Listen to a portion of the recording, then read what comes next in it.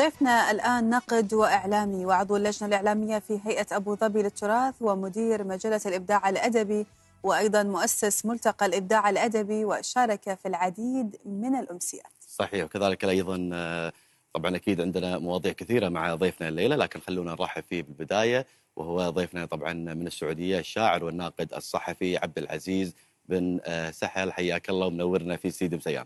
ابقاك الله استاذ الكريم، انت والاخت الكريمه.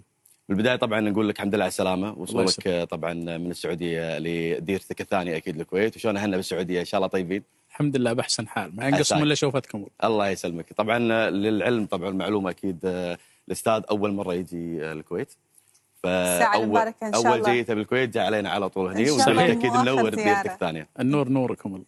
منور بوجودك اكيد. استاذ عبد العزيز، بدايتنا يعني مع كل شاعر واديب واعلامي نتكلم عن البدايات. كيف تصف لنا بداياتك اليوم في الساحه الشعريه والاعلاميه؟ والله انا من اسره شعر، ابوي شاعر واخوالي شعراء. نعم. وجدي شاعر، وطلعنا في بيئه شعر. فهذه هي البدايه.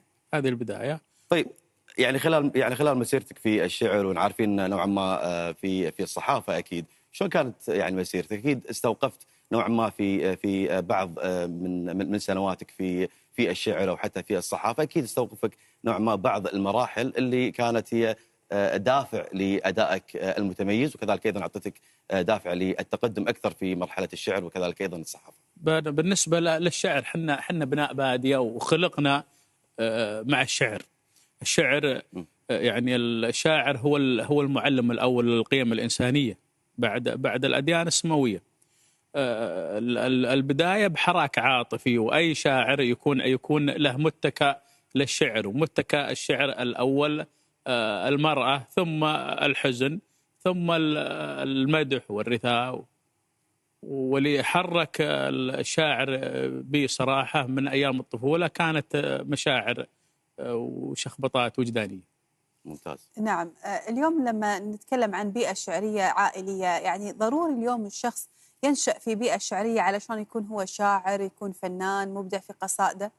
لا ما هو ضروري. الشعر احيانا ما يكون وراثة ولا يكون من البيئة. فيها أنا الآن شاعر، وأبوي شاعر، وجدي شاعر، وأخوالي شعراء، عيالي ما فيهم ولا واحد شاعر.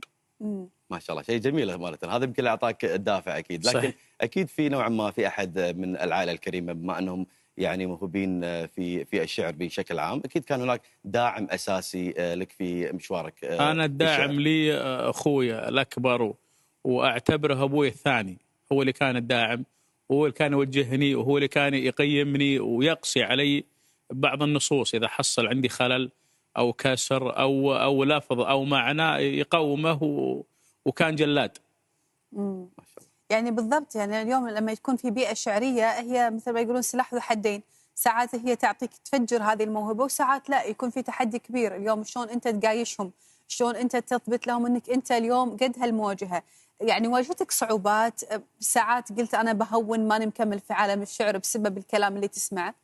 شوفي، بالنسبة للشاعر ما في تحديات، يعني زي ما تقولين التخوف من الجمهور أو عدم تقبله. التحدي الأكبر والعائق الأكبر للشاعر هو التحدي الداخلي.